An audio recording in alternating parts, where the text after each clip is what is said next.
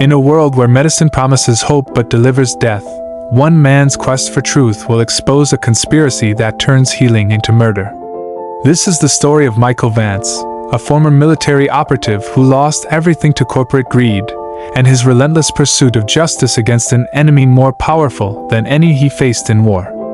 What begins as a grandmother's mysterious death will unravel into a nightmare where insurance companies and pharmaceutical giants play God, deciding who lives and who dies, all in the name of profit.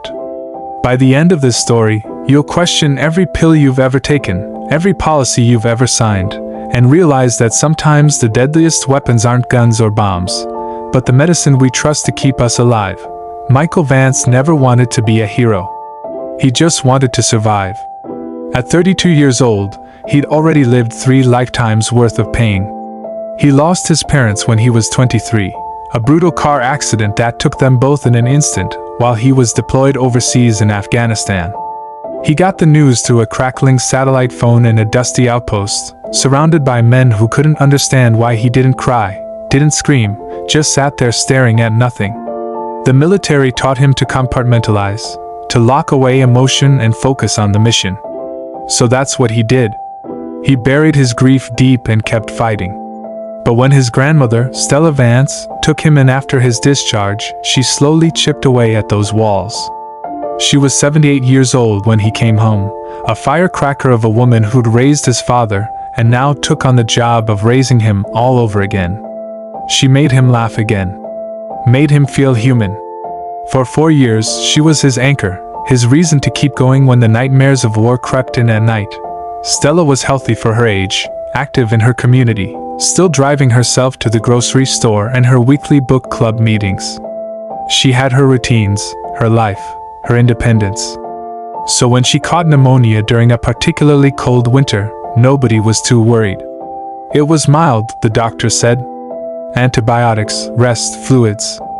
She'd be fine in a week or 2. But then her doctor mentioned something new, something exciting.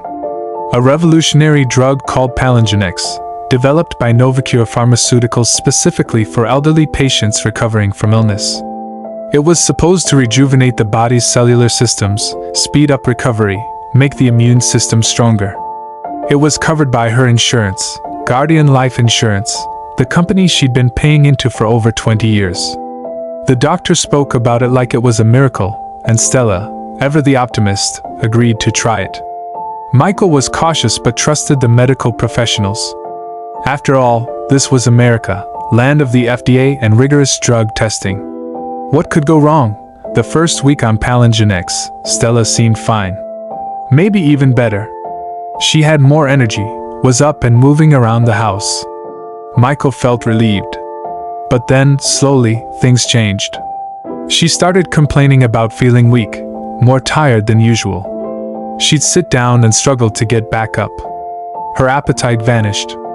She'd look at Michael with confusion in her eyes, like her own body was betraying her, and she couldn't understand why. Michael called the doctor, who assured him these were normal side effects, that her body was adjusting to the medication. Just give it time, the doctor said. So Michael did. He gave it time. And in that time, he watched his grandmother wither. 3 weeks after starting Palingenex, Stella Vance died in her sleep. The official cause of death was listed as complications from pneumonia and heart failure. She was 78 years old, but Michael knew something was wrong. You don't go from walking around your house to dead in 3 weeks from mild pneumonia. You just don't. The funeral was small, quiet. Michael stood by her grave in his old dress uniform, the same one he wore when he buried his parents, and felt that familiar numbness creeping back in. He went through the motions, shook hands, accepted condolences, but inside he was screaming. A week after the funeral, he sat in Stella's house, surrounded by her things, drowning in memories. He couldn't bring himself to pack anything away yet. His friend Butler came by to check on him. Butlerchen was a biochemist, one of the few friends Michael had maintained since leaving the service. They'd met at a VA support group years ago, both trying to process their respective traumas. Butler had served as a medic and came home with ghosts of his own. Now he worked at a private research lab, living a quiet life, brilliant but understated. That night, Butler sat with Michael in Stella's kitchen, listening to him rage about how unfair it was, how she should have had more time. Michael mentioned how Stella had complained about feeling weaker on the medication, how nothing made sense. Butler, ever the scientist, asked to see the medication. Michael retrieved the half-empty bottle of Palingenex from Stella's medicine cabinet and handed it over. Butler examined the label, reading through the ingredients list. His brow furrowed when he reached one particular component. Selenium compound, listed in technical terms that meant nothing to Michael but clearly meant something to Butler. Butler asked if he could take the bottle to run some tests, just to satisfy his curiosity. Nothing suspicious, he said, just professional interest. Michael shrugged and told him to go ahead. He didn't care about the drugs anymore. Stella was gone. What difference did it make? Butler left that night with the bottle, promising to call in a few days. Michael didn't think much of it. He spent the next week in a haze, going through Stella's belongings, trying to figure out what to do with the rest of his life. Then Butler called, and everything changed. It was 11 at night when Michael's phone rang. Butler's voice was shaking, rapid fire, barely coherent. "Michael, you need to hear this. The drug. Palingenex. It's poison." Michael sat up, suddenly alert. Butler explained what he'd found in his lab analysis. The selenium compound in Palingenex was present in concentrations 15 times higher than safe medical levels. Selenium, Butler explained, is actually necessary for human health in tiny amounts. It's an essential mineral. But at high concentrations, it becomes toxic. It causes something called selenosis, which leads to organ failure, immune system collapse, respiratory issues, heart problems. And the kicker? The symptoms mimic natural aging and illness. Someone dies from selenium poisoning, and it looks like they just died of old age or complications from whatever illness they already had. Butler said he'd cross-referenced the chemical composition with known longevity drugs and found that Palingenex had the opposite effect. Instead of rejuvenating cells, it was actively destroying them, accelerating cellular degradation while masking the symptoms as normal decline. Whoever designed this drug, Butler said, knew exactly what they were doing. This wasn't a mistake. This was intentional murder disguised as medicine. Michael felt ice flood his veins. Butler told him he'd started researching deaths related to Palingenex and found 47 cases in the past 8 months, all elderly patients who'd been taking the drug for various minor ailments. And here's what made it even more damning, Butler said. Every single one of them was a policyholder with Guardian Life Insurance. Michael asked Butler what they should do, and Butler said they needed to go to the pharmaceutical company directly, confront them with the evidence, demand they pull the drug from the market immediately. Michael wasn't so sure that would work, but Butler insisted they had to try the official channels first. So they agreed to meet the next morning and visit NovaCure Pharmaceuticals together. Before they hung up, Butler told Michael he was making a backup of all his research, just in case. He handed Michael a hard drive the next day before they went to the company, told him to keep it safe. "If anything happens to me," Butler said with a nervous laugh, "make sure this gets out." Michael took the hard drive and told Butler he was being paranoid. "Nothing's going to happen," Michael said. He had no idea how wrong he was. NovaCure Pharmaceuticals was headquartered in a gleaming glass building on the outskirts of the city, all modern architecture and corporate polish. Michael and Butler arrived without an appointment and demanded to speak with someone in charge. After an hour of bureaucratic runaround, they were finally ushered into a conference room to meet with Dr. Raymond Torres, the head of research and development. Torres was a thin man in his 50s, with perfectly styled gray hair and a smile that never reached his eyes. He listened politely as Butler presented his findings, laying out the lab results, the chemical analysis, the death correlations. Torres examined the documents with infuriating calm, then slid them back across the table. He explained, in a condescending tone, that Palingenex had undergone rigorous clinical trials, was FDA approved, and had helped thousands of elderly patients improve their quality of life. The deaths Butler mentioned, Torres said, were unfortunate but statistically expected. Elderly patients have compromised immune systems, he explained. Some bodies simply cannot adapt to advanced medical treatments. It's tragic, but it's not the fault of the medication. Butler argued back, insisting the selenium levels were toxic, that this was basic chemistry. Torres smiled and said that Butler clearly didn't understand the complexities of pharmaceutical development, that the selenium compound was carefully calibrated, that every ingredient was within acceptable parameters according to their trials. Michael, who'd been quiet until then, leaned forward and asked Torres point-blank if he was saying Stella's death was just bad luck. Torres met his eyes and said, with practiced sympathy, that he was very sorry for Michael's loss, but yes, sometimes these things happen. Medical science can only do so much. He stood up, signaling the meeting was over, and suggested that if they had concerns, they should file a formal complaint with the FDA. But NovaCure stood by their product, and Palingenex would remain on the market. As Michael and Butler left the building, Michael felt a cold certainty settling in his gut. These people knew. They knew exactly what their drug did, and they didn't care. Butler was shaken but still believed they could escalate this through proper channels. Michael said nothing, but he was already thinking about his military training, about how you deal with enemies who hide behind laws and lawyers. They drove to a nearby diner to discuss their next move.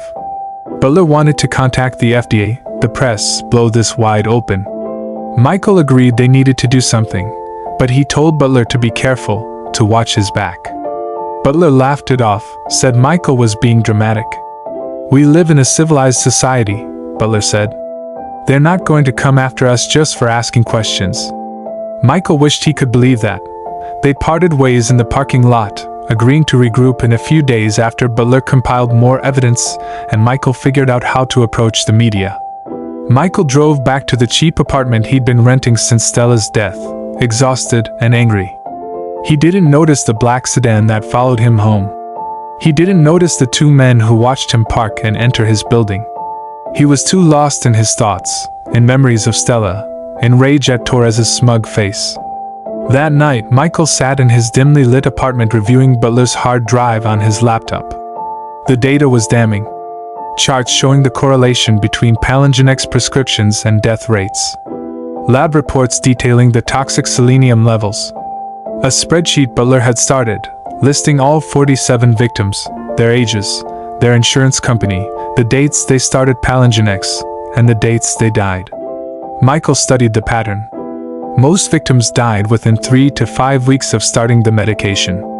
All of them had Guardian life insurance. All of them had been relatively healthy before taking Palingenex. This wasn't coincidence. This was systematic. It was almost midnight when Michael heard it. A faint scraping sound at his door. His military instincts kicked in instantly. He killed the lights, closed the laptop, and moved silently to the kitchen. He grabbed a heavy chef's knife from the drawer and positioned himself in the shadows near the hallway. His heart was pounding, but his hands were steady. The door opened slowly, a thin beam of light from the hallway cutting through the darkness. A figure slipped inside, professional and quiet, wearing dark clothes and moving with practiced efficiency. Michael could see the suppressed pistol in the intruder's hand. This wasn't a burglar. This was an assassin. The man moved through the living room, heading toward the bedroom where he expected to find Michael sleeping. Michael waited until the assassin passed his position, then moved. He drove the knife toward the gun hand, forcing the weapon down. The suppressed pistol coughed twice, bullets punching into the floor. They struggled in the dark, both trained fighters, both trying to gain the upper hand. The assassin was good, but Michael had rage on his side. They crashed into furniture, grappling for control of the gun. Michael took an elbow to the ribs, felt something crack, but he didn't let go. He finally managed to twist the gun free and slam it across the assassin's temple. The man went down hard. Michael stood over the unconscious assassin, breathing hard, blood trickling from a cut on his forehead he didn't remember getting. He dragged the man to a chair and zip-tied his hands and feet with supplies from his emergency kit, a habit from his military days. He searched the assassin and found a burner phone, $5,000 in cash, and no identification. Professional hitter. Michael waited for the man to wake up, his mind racing. Someone sent this man to kill him.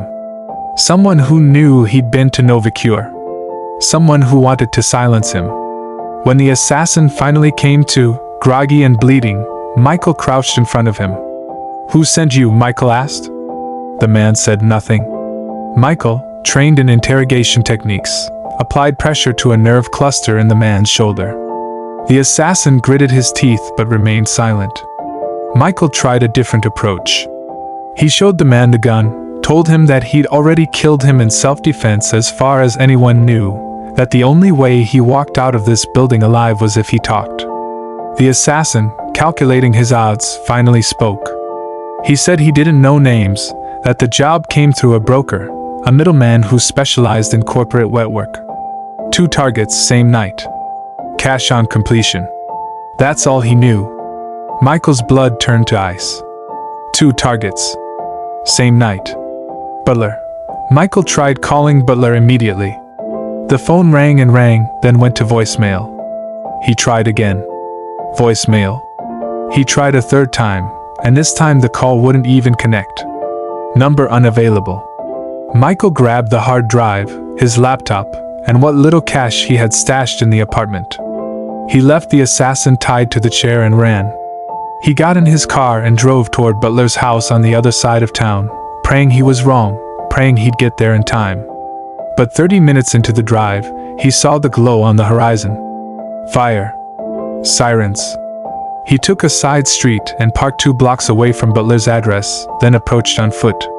The entire block was cordoned off with police tape. Fire trucks were still spraying water on the smoldering remains of Butler's house. The structure was completely destroyed, nothing but a blackened skeleton. Neighbors stood in clusters, watching, whispering. Michael asked one of them what happened. The neighbor, an elderly woman in a bathrobe, said it was terrible, just terrible. She'd heard an explosion around midnight, then the whole place went up in flames. The young man who lived there, she said, the nice scientist, she didn't think he made it out. The fire department said it might have been a gas leak, but it happened so fast, so violently. Michael felt like he'd been punched in the gut. Butler was dead. His friend, the only person who believed him, who had the expertise to prove what Palingenex really was gone. And Michael knew it was no gas leak. They'd murdered Butler and burned his house to destroy any evidence he might have had in his home lab. Michael walked back to his car in a daze. He couldn't go home. They'd come for him again.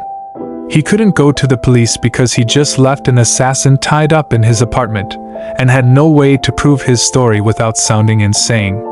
He was alone, hunted, with nothing but a hard drive full of data that had already gotten his best friend killed. He drove to a rundown motel on the outskirts of town, paid cash for a room, and locked himself inside.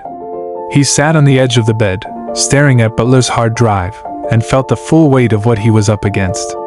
These people, whoever they were, had the resources to send professional killers, to stage accidents, to make people disappear. They'd killed 47 elderly people and made it look natural. They'd killed Butler and made it look like an accident. And they'd almost killed Michael. But they'd made one critical mistake. They'd left him alive. And Michael Vance, former military intelligence operative, trained in tactics and survival, wasn't going to run. He was going to burn them down. The next morning, Michael sat in that motel room and took stock of what he had. Butler's hard drive with all the research. His own laptop. A few $1,000s in cash. His military training. And a burning need for revenge that threatened to consume him. He couldn't just storm into NovaCure and start shooting. That would make him a terrorist, and these people would become martyrs. He needed to be smart. He needed evidence. He needed to understand the full scope of the conspiracy. So he started digging. He used the motel's terrible Wi-Fi and his knowledge of military intelligence databases to begin researching NovaCure Pharmaceuticals. He learned that the company was privately owned, founded 15 years ago, specializing in geriatric medicine.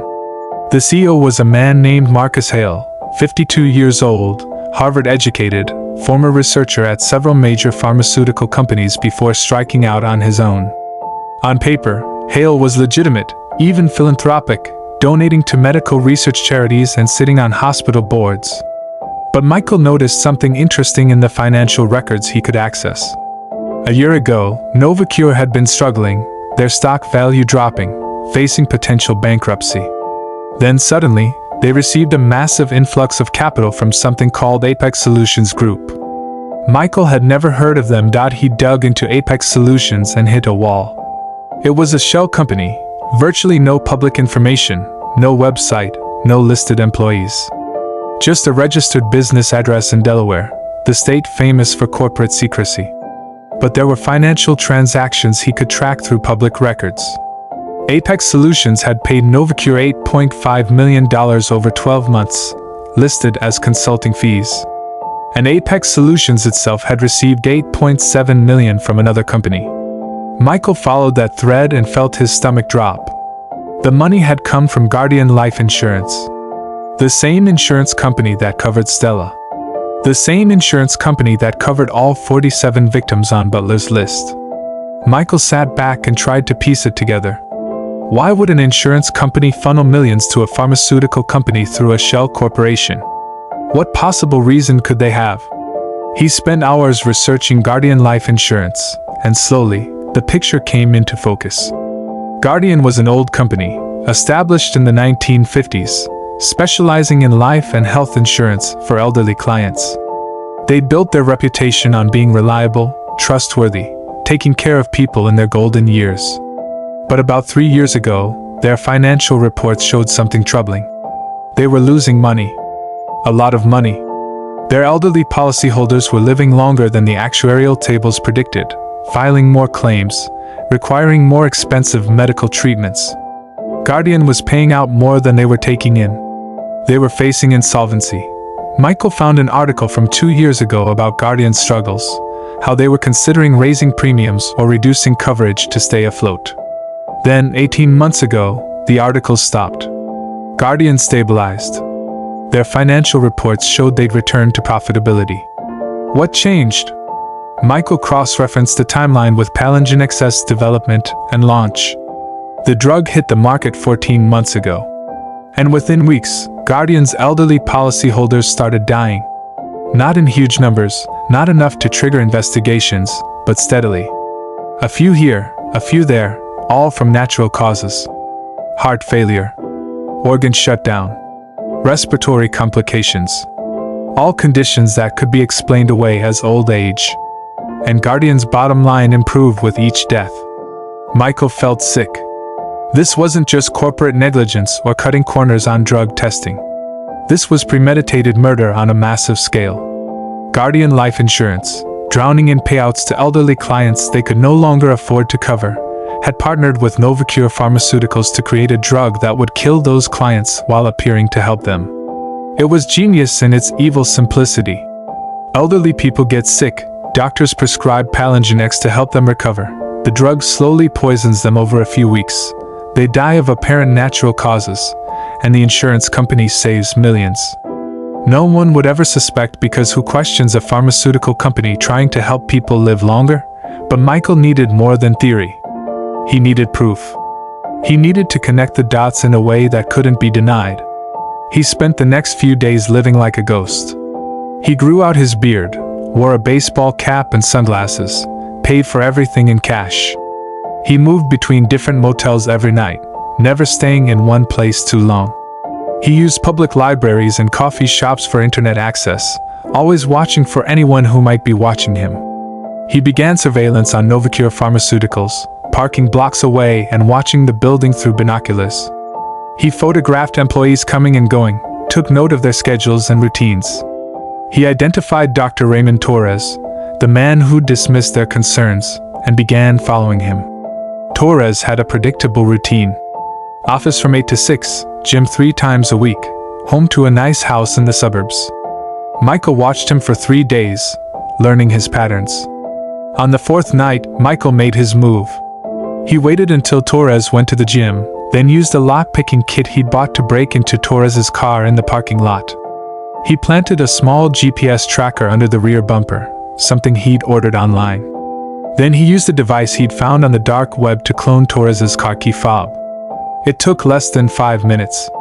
Torres never knew. That night, Michael followed Torres home using the GPS tracker, staying far enough back to avoid detection. He watched Torres have dinner, watched the lights in the house go off one by one as the family went to bed.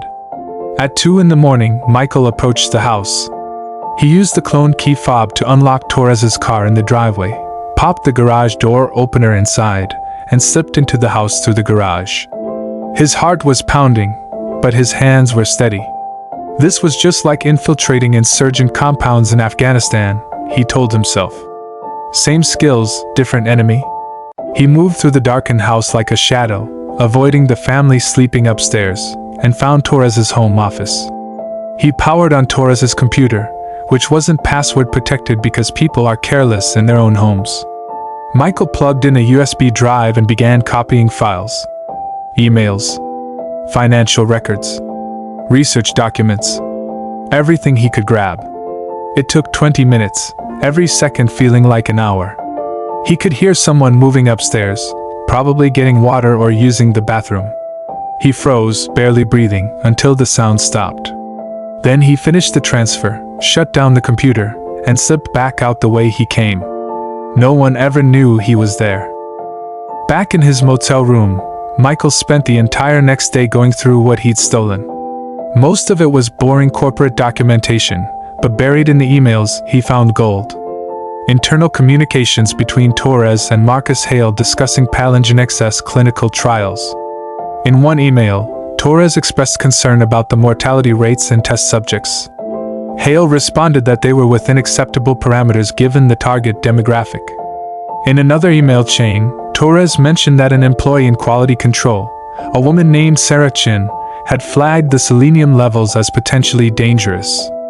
Hale's response was blunt, "Handle it." The next email from Torres confirmed that Chin had been spoken to and the issue was resolved. Michael made a note of Sarah Chen's name. She might be a potential ally, someone on the inside who'd seen the truth and been silenced. But what Michael didn't find in Torres's files was the connection to Guardian Insurance. There were references to outside funding, to consultants, but nothing explicit. He needed more. He went back to following Torres, hoping the man would lead him to something useful. And on the 7th day of surveillance, Torres did something interesting. He left work early and drove to a private office building downtown. Michael followed at a distance and watched Torres enter the building. Through the glass doors, Michael could see Torres meet with another man in the lobby. They shook hands, spoke briefly, then took an elevator together. Michael couldn't get inside without being seen, so he waited.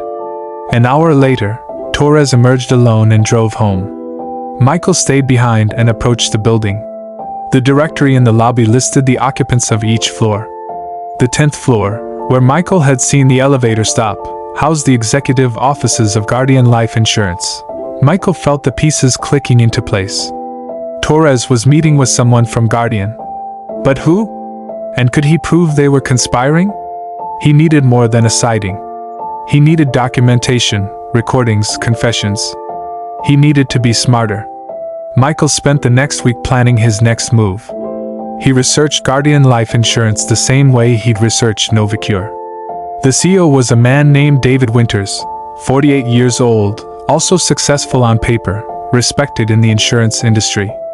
Guardian's headquarters were in the same city, a testament to how intertwined these two companies had become. Michael started surveilling Guardian as well, spreading his attention between both companies, watching for patterns. And then he got lucky. Or maybe it was skill.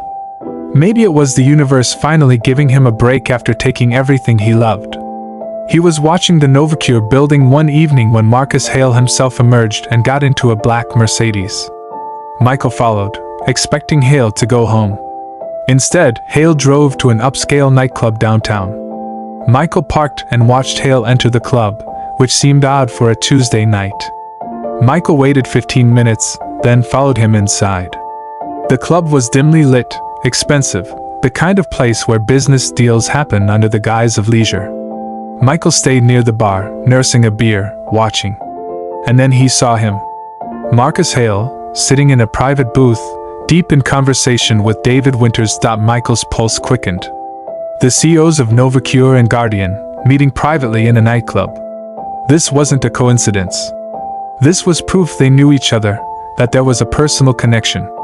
Michael used his phone to take pictures, careful to stay hidden in the crowd. He watched them talk for over an hour, their body language tense, serious. This wasn't a friendly social call. They were discussing something important.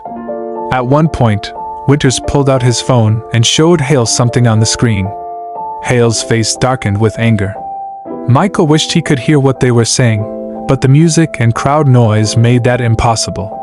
Eventually, they stood, shook hands, and left separately. Michael followed Hale out but let Winters go.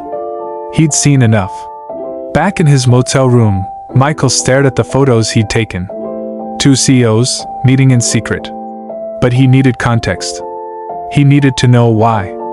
He went back to his research, this time digging into the personal histories of Marcus Hale and David Winters. And that's when he found it.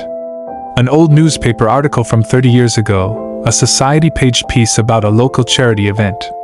The photo showed a woman, Rebecca Winters Hale, with two teenage boys. The caption identified them as her sons, Marcus and David. Michael read the article carefully. Rebecca had been married twice. Her first husband was Richard Winters, father of David. After their divorce, she married Thomas Hale, father of Marcus.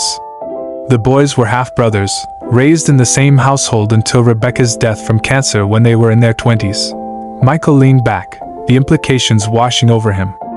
This wasn't just a business partnership. This was family. Two half-brothers running two companies, conspiring to commit mass murder. How deep did this go? How long had they been planning it? Michael spent the next 2 days researching everything he could about the Hale Winters family. He found that after their mother's death, Marcus and David had both gone into business, Marcus into pharmaceuticals and David into insurance. For years, they operated independently, successful in their respective fields. But then, about 18 months ago, both companies started having problems. NovaCure was struggling financially. WOULDN was hemorrhaging money on elderly payouts. And somehow, the brothers came up with a solution that would save both companies. Kill the customers. Michael knew he was onto something massive, but he still didn't have the smoking gun.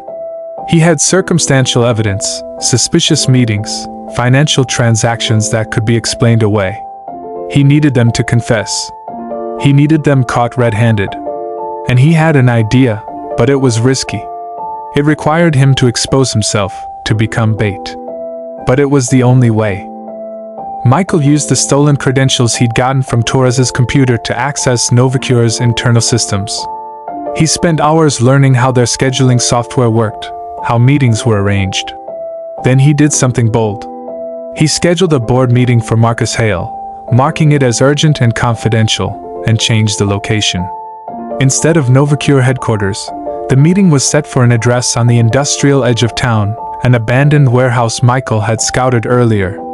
It was isolated, had multiple entry points, and most importantly, had good sight lines for surveillance. Then Michael crafted an encrypted email to David Winters, using techniques he'd learned in military intelligence to make it look like it came from Hale's private account. The message was simple: emergency. Michael Vance has evidence linking both companies. He's planning to go to the FBI. Meet me at the warehouse address tonight at 10. Come alone. We need to handle this permanently. Michael sent the email and then prepared the warehouse. He spent the entire day rigging the space with hidden cameras and microphones, positioning them to capture every angle. He set up speakers connected to his phone so he could broadcast his voice throughout the space. He mapped out escape routes and firing positions. This was a military operation now, and Michael was in his element. That night, Michael arrived at the warehouse early and took up position in the rafters, hidden in the shadows with a clear view of the main floor. He had Torres's stolen pistol, taken during the break-in, and his own knife. He wasn't planning to kill anyone if he could avoid it, but he needed to be ready for anything. At 9:45, headlights swept through the broken windows. A black Mercedes pulled up, and Marcus Hale emerged with two bodyguards. Hale looked confused, checking his phone, clearly wondering why he'd been called to this location. The bodyguards swept the warehouse with flashlights, professional and alert. Michael stayed perfectly still, controlling his breathing. At 10:05, another car arrived. David Winters stepped out, also accompanied by security. The two brothers saw each other and immediately tensed. "What are you doing here?" Winters demanded. Hale looked equally confused. "You called this meeting," he said. Winters shook his head. "I got an email from you telling me to come here." Hale pulled out his phone. "I got a calendar alert for an urgent board meeting. Neither of us called this meeting." The realization hit them simultaneously. "It's a trap," Winters hissed. They both turned, looking around the warehouse. And that's when Michael killed the lights. The warehouse plunged into darkness, and Michael's voice boomed through the speakers. "You killed 47 people. You murdered my grandmother. You killed my best friend. You turned medicine into poison for profit. And now you're going to answer for it." Gunfire erupted immediately. The bodyguards opened fire at the speakers, muzzle flashes lighting up the darkness. Michael had anticipated this. He positioned the speakers away from his location. While they wasted ammunition on electronics, Michael moved. He dropped from the rafters using a rope he'd secured earlier, landing behind one of Hale's bodyguards. He struck the man in the back of the knee, dropping him, then disarmed him with a joint lock. A shot to the temple with the pistol grip knocked the bodyguard unconscious. One down. The second bodyguard spun, trying to track Michael in the darkness, but Michael was already moving.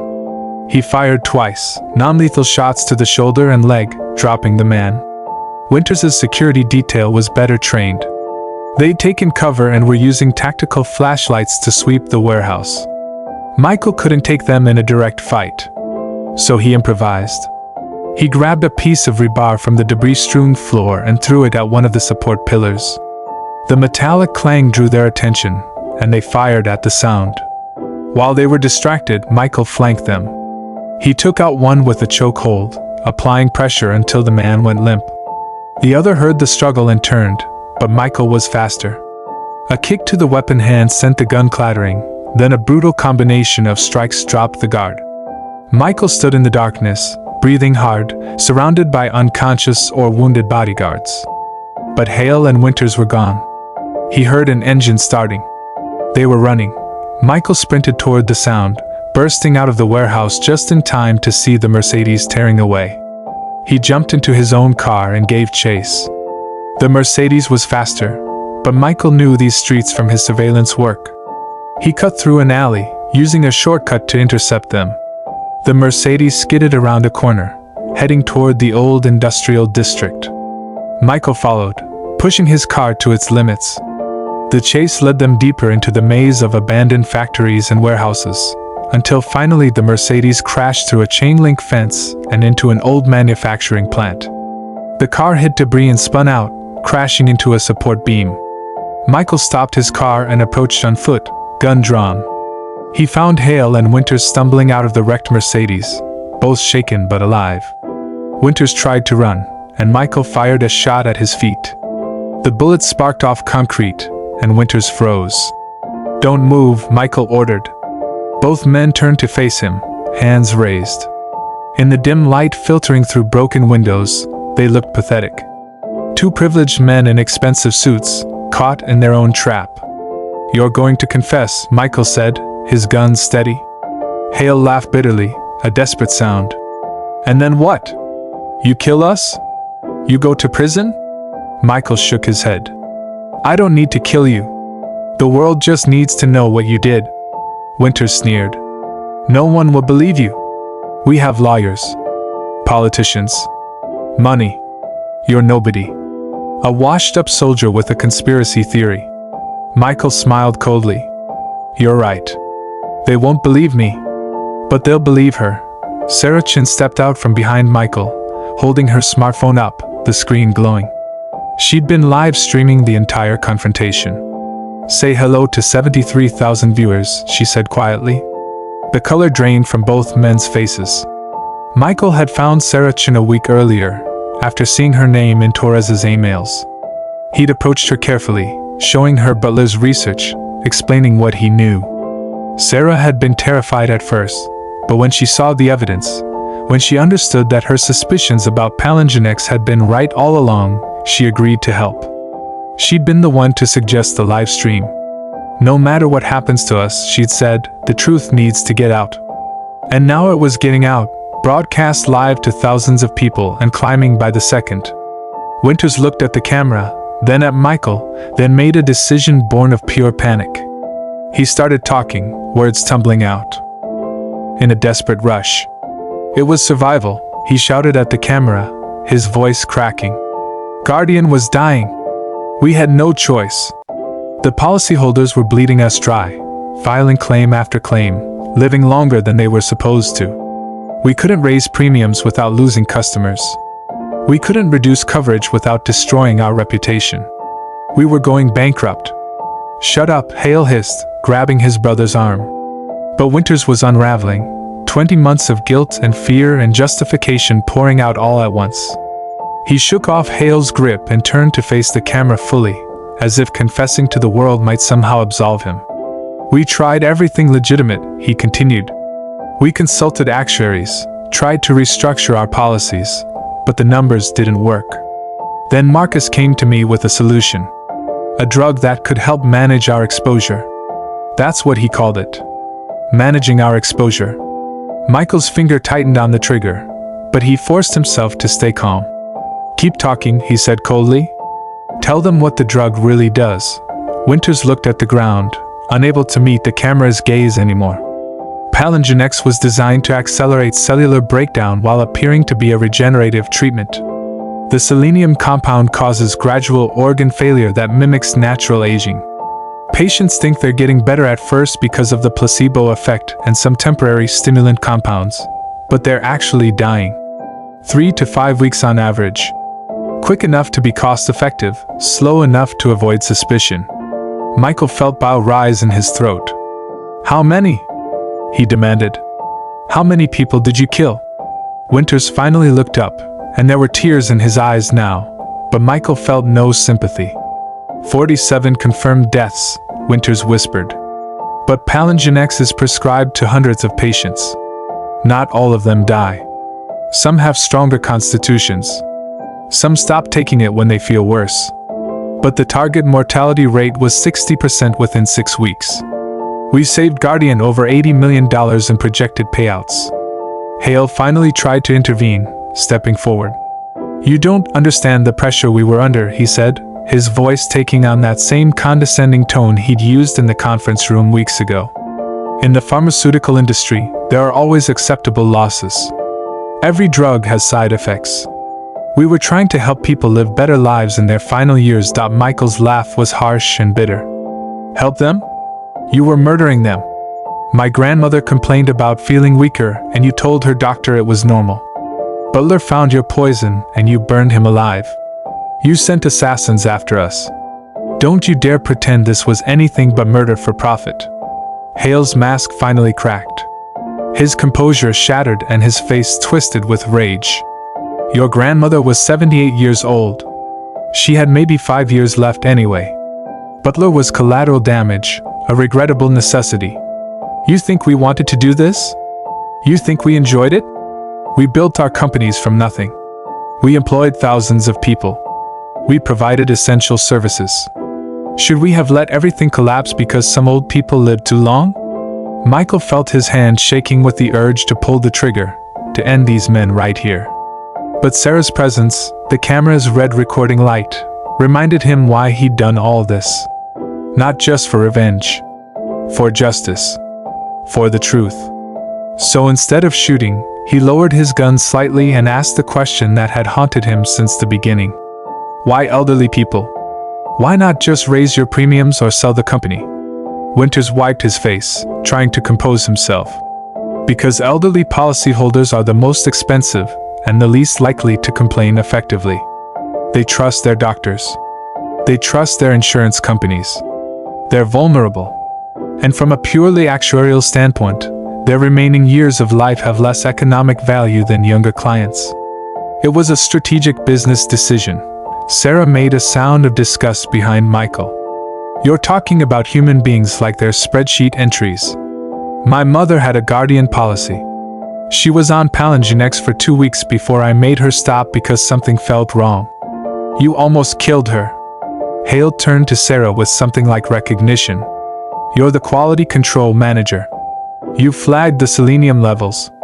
We gave you a generous raise to forget about it. Sarah's voice was ice. You threatened to fire me and blacklist me from the industry. I have a daughter to support. I stayed quiet because I was terrified. But I never forgot, and I never stopped feeling guilty.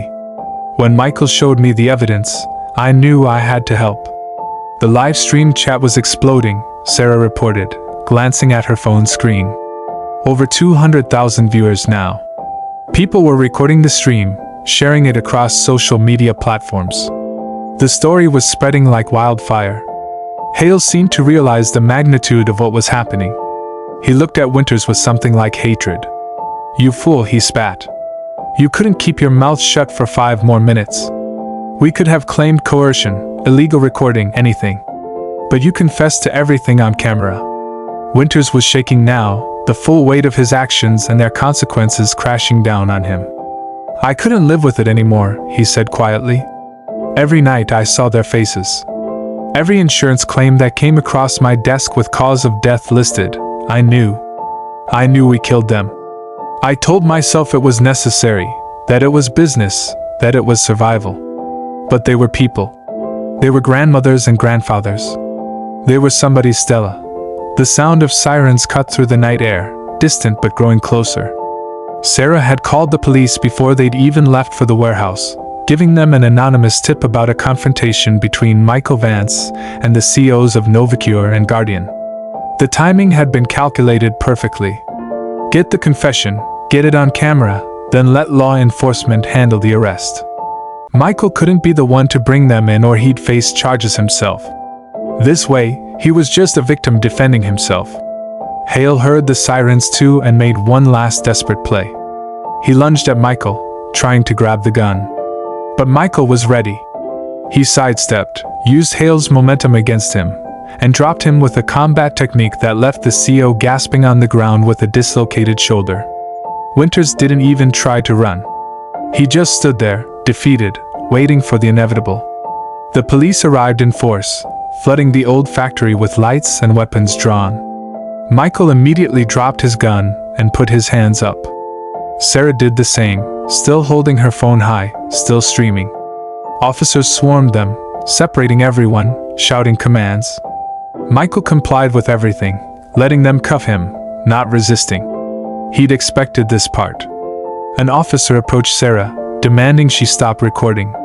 She calmly explained that she was live streaming evidence of a corporate conspiracy to commit mass murder, that over 300,000 people were watching, and that any attempt to confiscate her phone or end the stream would be witnessed by a massive audience. The officer hesitated, then called for a supervisor. What followed was chaos. Detectives arrived, then federal agents, then representatives from the district attorney's office. The abandoned factory became a crime scene. Michael, Sarah, Hale, and Winters were all separated and taken to different locations for questioning. But the damage was done. The confession was out there, viral, unstoppable. By the time Michael was sitting in an interrogation room at police headquarters, the story had exploded across every news network. The live stream had been viewed over 2 million times. People were downloading it, sharing it, dissecting every word. Legal experts were already calling it one of the most damaging corporate confessions in history. Michael spent 12 hours being questioned by detectives, FBI agents, and prosecutors. He told them everything, from the beginning. Stella's death, Butler's discovery, the assassin in his apartment, Butler's murder, his investigation, the evidence he'd gathered. He gave them the hard drives, the stolen files, the GPS records showing his surveillance. He explained how he'd lured Hale and Winters to the warehouse not to kill them but to make them confess. He admitted to breaking and entering, to assault on the bodyguards, to every crime he'd committed in pursuit of the truth. The lead FBI agent, a woman named Patricia Delgado, listened to his entire story without interruption. When he finished, she sat back and studied him. "Mr. Vance," she said, "you've confessed to multiple felonies? Breaking and entering, assault, hacking, corporate espionage. You understand you could face serious prison time." Michael met her eyes steadily. "I understand. But 47 people are dead, and hundreds more would have died if someone didn't stop them. I did what I had to do." Agent Delgado nodded slowly. "Off the record? You did what we should have done. We've been investigating Guardian Life Insurance for 6 months on suspicion of insurance fraud. We had no idea it went this deep. The evidence you've gathered will be crucial in prosecution. On the record," she continued, her tone becoming formal again, "I'm recommending that the district attorney consider the circumstances of your actions when determining charges. You lost your grandmother to this conspiracy. Your friend was murdered. You were targeted by assassins. A jury would be sympathetic." Michael didn't care about sympathy. He cared about results. "What's going to happen to them?" Agent Delgado smiled grimly. "Marcus Hale and David Winters are being charged with conspiracy to commit murder, corporate fraud, reckless endangerment, and about 40 other charges we're still compiling. Dr. Raymond Torres is being picked up as we speak, along with 6 other executives at both companies who we believe were complicit. The DA is seizing all remaining supplies of Palingenex. The FDA is launching a full investigation into NovaCure's approval process.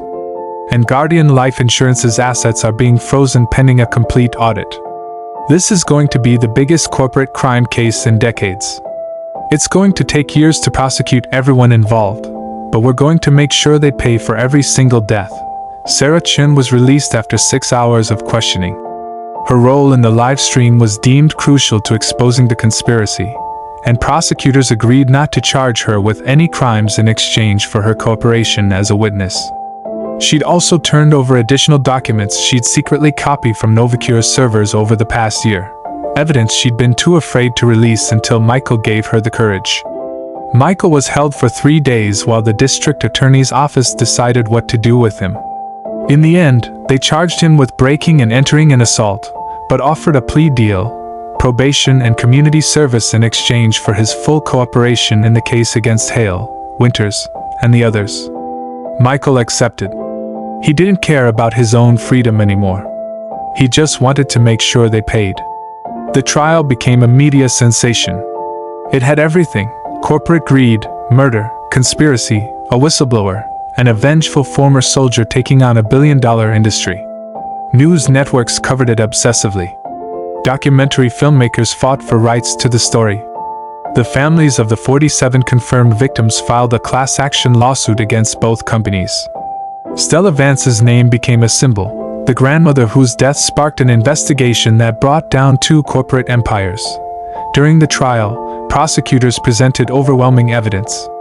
Butler's chemical analysis of Palingenex showing the lethal selenium levels. The financial records proving Guardian had funneled millions to NovaCure through Apex Solutions. Internal emails discussing mortality rates and acceptable losses. Torres testified against Hale in exchange for a reduced sentence, detailing how Hale had deliberately designed Palingenex to kill slowly. A NovaCure chemist broke down on the stand, admitting she'd known the drug was toxic but was threatened into silence. Guardian employees testified about pressure from Winters to reduce payouts by any means necessary. The confession livestream, watched by millions, was played in court multiple times. Hale and Winters tried to recant, claiming coercion and illegal recording, but the evidence was too overwhelming. Their lawyers argued they'd been entrapped, that Michael Vance had orchestrated the entire confrontation. But the prosecution countered that the conspiracy had existed long before Michael got involved, that all he'd done was expose what was already happening. The jury deliberated for 6 days. When they returned, the verdicts were unanimous. Marcus Hale, guilty on all counts. David Winters, guilty on all counts. The judge, a stern woman in her 60s who'd clearly been affected by the testimony, didn't mince words during sentencing. "You betrayed the trust of the most vulnerable members of our society," she said, looking at both men with open contempt. "You turned medicine into murder and profit into poison. You destroyed families, ended lives, and corrupted institutions meant to protect people. The damage you've done extends far beyond your victims. You've undermined public trust in pharmaceutical companies and insurance providers. You've made people afraid of the very systems designed to keep them safe. Marcus Hale was sentenced to life in prison without possibility of parole on 47 counts of second-degree murder, to run consecutively. David Winters received the same sentence. Dr. Raymond Torres got 25 years. Other executives and employees who'd been complicit received sentences ranging from 5 to 15 years. NovaCure Pharmaceuticals was dissolved, its assets seized and liquidated to pay restitution to victims' families. Guardian Life Insurance suffered the same fate. Policyholders were transferred to other insurance companies, and the settlement fund for victims' families reached $800 million. It was the largest corporate crime settlement in history.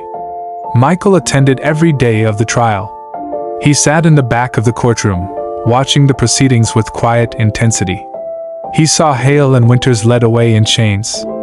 He saw Torres break down sobbing as his sentence was read. He saw the families of other victims crying, hugging, finally getting some measure of justice. But he felt empty. Butler was still dead. Stella was still dead. No amount of justice could bring them back. After the sentencing, Michael walked out of the courthouse into a crowd of reporters. They shouted questions at him, cameras flashing, microphones thrust in his face. How do you feel about the verdict? Are you satisfied with the sentences? What are you going to do now? Michael stopped and looked at the crowd.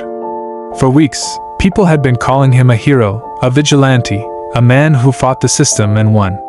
But he didn't feel like a hero. He felt like a man who'd lost everything and had nothing left but the cold satisfaction of revenge. I lost my grandmother to corporate greed, he said quietly, and the crowd fell silent to hear him. I lost my best friend to murderers in suits. I lost months of my life hunting these men down because the systems that should have protected us failed. The verdict today doesn't bring them back. It doesn't undo the pain. But maybe it means the next grandmother who gets sick won't be prescribed poison. Maybe it means the next insurance company will think twice before putting profits over people. That's all I ever wanted. To make sure this couldn't happen to anyone else. He pushed through the crowd and walked away. Sarah Chin found him that evening at Butler's grave. Michael had been visiting every week since the trial started, sitting by the headstone, talking to his friend like he was still there. Sarah approached quietly and stood beside him. Butler would be proud of you, she said. You finished what he started. Michael shook his head. I should have protected him. I should have known they'd come after us. I should have made him go into hiding. Sarah sat down on the grass next to him. You can't blame yourself for what they did. They made the choice to kill him. You made the choice to make sure his death meant something. That's not nothing. They sat in silence for a while, two people bonded by trauma and the pursuit of justice. Finally, Sarah spoke again. I got a job offer. The FDA wants me to head up a new oversight committee for geriatric pharmaceuticals. Make sure something like this never happens again. Michael managed a small smile. That's good. You'll be good at it. What about you? Sarah asked. What are you going to do now? Michael had been asking himself that question for weeks. The world knew his name now. He couldn't just disappear back into anonymity. But he also couldn't keep living in the past, in the pain and anger that had driven him for so long. I don't know, he admitted. Maybe I'll figure out how to live again. Maybe I'll find a way to help other people who've been failed by the system. Or maybe I'll just try to be the person Stella and Butler believed I could be. Sarah stood up, brushing grass off her pants. If you ever need anything, call me. You saved my life when you gave me the courage to stand up. I won't forget that. She left, and Michael stayed at Butler's grave until the sun went down. He thought about everything that had happened, all the pain and loss and rage that had consumed him. He thought about Stella's smile, Butler's laugh, the life he'd had before Palingenex destroyed everything. And he made a promise to them both, to their memory. That he'd find a way to make his life mean something again. That their deaths wouldn't define him forever. That he'd find a path forward. 3 months after the trial ended, Michael received a package at the small apartment he'd rented in a quiet part of the city. It was a burner phone, the kind he'd used during his investigation. There was a single message waiting: there are others. Other companies. Other drugs. Other people being hurt by those who should be helping them. If you want to stop them, I know where to start. The message was unsigned, but Michael recognized the number format. It was from Sarah. For a long moment, he stared at the phone. He told himself he was done. That he'd gotten his justice and it was time to move on, to heal, to find peace. But as he held that phone, he felt something stirring inside him. Not the burning rage that had driven his quest for revenge. Something calmer, more focused. A sense of purpose. Maybe some people weren't meant to find peace. Maybe some people were meant to be the shield between the innocent and those who'd exploit them. Maybe his skills, his training, his willingness to do what others couldn't or wouldn't, could be used for more than just vengeance. He thought about all the other Stellas out there, all the potential butlers, all the families who never know they'd been betrayed by the systems they trusted. He thought about Marcus Hale's smug face when he dismissed their concerns, about David Winters's cold calculation that elderly lives had less economic value.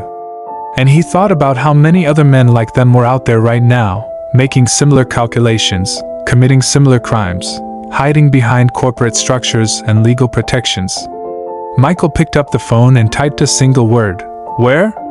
The response came immediately: "Check your email." New identity, new location, new target. A pharmaceutical company in Texas suppressing reports of fatal side effects in a children's medication. Time is critical. Michael sat down at his laptop and opened the encrypted email. As he read through the details, the evidence, the reports of children dying while the company buried the data, he felt that sense of purpose crystallize into something solid. He'd found his new mission. Not revenge this time. Prevention. He spent the next week preparing. He closed his apartment lease, bought supplies, arranged for transportation. He liquidated what little money he had left and used it to buy equipment. He trained, getting his body and mind back into operational shape. And when he was ready, he disappeared. The man who walked out of that city wasn't the broken, grief-stricken Michael Vance who'd buried his grandmother months ago. This was someone harder, sharper, forged in the fires of loss and tempered by the pursuit of justice. As his bus pulled away from the city where everything had changed, Michael looked back one last time at the skyline. Guardian Life Insurance's building was dark now, empty, a monument to corporate greed brought low. NovaCure's headquarters had been sold off, the sign taken down. The spaces where those companies had operated were being slowly reclaimed, repurposed, transformed into something that might actually help people. It wasn't enough.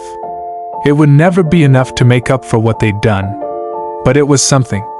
And somewhere in Texas, there were children taking medication prescribed by trusted doctors, filled by reputable pharmacies, covered by legitimate insurance companies. Children who had no idea they were being slowly poisoned. Children whose parents would be told it was just a tragic complication, an unfortunate reaction, an acceptable risk. Unless someone stopped it. Michael Vance pulled out the burner phone and sent one more message to Sarah: "I'm in. Let's make sure no one else has to go through what we did." Her response was immediate: "Thank you. The world needs more people willing to fight. Be careful out there." Michael powered down the phone and watched the city disappear behind him. He thought about Stella's last words to him, a week before she died, before Palingenex had stolen her away. She told him that the world was full of people who'd take advantage of those who couldn't fight back, that the strong had a responsibility to protect the weak. At the time, he thought she was just being philosophical, sharing life wisdom like grandmothers do. Now he understood. She'd been preparing him, giving him a mission for when she was gone. Years from now, people would tell stories about the Palingenex conspiracy, about the corporate executives who murdered their customers for profit, about the whistleblowers who risked everything to expose them, about the former soldier who brought them down. Documentaries would be made, articles written, laws passed to prevent it from happening again. Marcus Hale and David Winters would become symbols of corporate evil, their names synonymous with greed and betrayal. But Lurchen would be remembered as a hero, a scientist who died pursuing the truth. Stella Vance would be memorialized as the victim whose death sparked a revolution in pharmaceutical oversight. And Michael Vance would become a legend, the man who fought the system and won. But Michael didn't care about legends or stories. He cared about the next victim, the next family that wouldn't be destroyed, the next conspiracy that wouldn't succeed. As the bus carried him toward a new battle, toward new enemies hiding behind corporate logos and PR campaigns, toward children who needed someone to fight for them, Michael Vance allowed himself one small moment of peace. Not closure. He'd never have that. But purpose. Direction. A reason to keep going. Somewhere out there, in boardrooms and laboratories, in corporate offices and insurance headquarters, other men were making calculations, deciding that profit was worth more than human life. They thought they were untouchable. They thought their money and lawyers and political connections made them invincible. They were wrong. Because now there was someone watching. Someone who knew their tactics, who understood their systems, who had the skills and determination to expose them.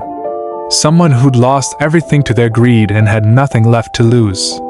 Someone who'd made a promise to the dead that he intended to keep. The bus rolled on through the night, carrying Michael Vance toward whatever came next. Behind him lay justice served, debts paid, and the ruins of two corporate empires. Ahead lay new battles, new enemies, new victims to save. And somewhere in between, maybe, eventually, redemption. Not forgiveness. He'd never forgive himself for not saving Stella, for not protecting Butler. But perhaps, if he saved enough others, if he stopped enough conspiracies, if he protected enough of the innocent, he might earn the right to rest. Might earn the peace that had eluded him since the day his grandmother complained about feeling weak, and he'd done nothing. That day was over. That Michael was gone. The man on this bus had been forged into something new. A weapon against those who weaponized medicine. A shield for those who couldn't protect themselves. A ghost that haunted the nightmares of corporate criminals. His phone buzzed with new information from Sarah. Details about the Texas pharmaceutical company. Names of executives. Financial records showing suppressed safety data. Reports from parents whose children had died or been permanently injured. Evidence that people in power had chosen profit over the lives of children. Michael read through it all with cold focus, already planning his approach, his investigation, his strategy for exposure. This was who he was now. This was what Stella and Butler's deaths had created. Not a villain. Not exactly a hero. Something in between. Something necessary. And as the miles rolled past and dawn began to break over the horizon, Michael Vance prepared for war. Because somewhere in Texas, children were dying. And someone had to stop it. Someone had to fight. Someone had to care enough to risk everything. That someone was him. And he was just getting started. Tell me in the comments what you've learned from this story. Is there anything similar to this happening in your surroundings? Let me know in the comments. And don't forget to like this video, subscribe to this channel and share this video for others. Stay tuned. I'm posting another in-depth story soon. See you.